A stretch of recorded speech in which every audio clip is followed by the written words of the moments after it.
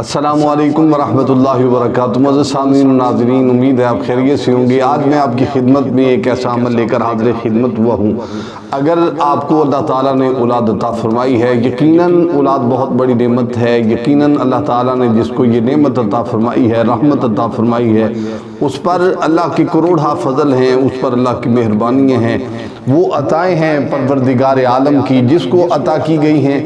لہذا آپ یہ دیکھتے ہوں گے کہ کئی حضرات جو ہیں وہ اللہ تعالیٰ کے ہاں جب اولاد ہو جاتی ہے، محبوب کریم صلی اللہ علیہ وسلم کے صدقہ وسیلہ سے پھر والدین بہت پریشان رہتے ہیں، تنگ دست رہتے ہیں۔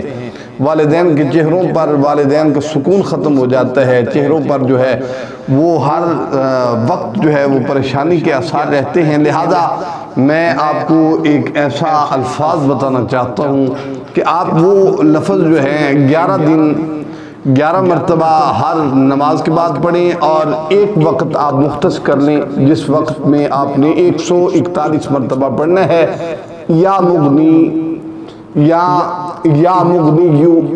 یہ آپ کسی انداز کے ساتھ بھی اس کو ادا کر سکتے ہیں، اور اس کو کسی میٹھی چیز پر آپ دم کر لیں، یا آپ کسی نہ کسی چیز پر اس کو پھونک مار کر اپنے بچوں کو کھلائیں، یا آپ ایسے کریں پانی پر پھونک ماریں اور ان کو پانی پلائیں، یا چائے میں ڈال کر ان کو پانی پلائیں۔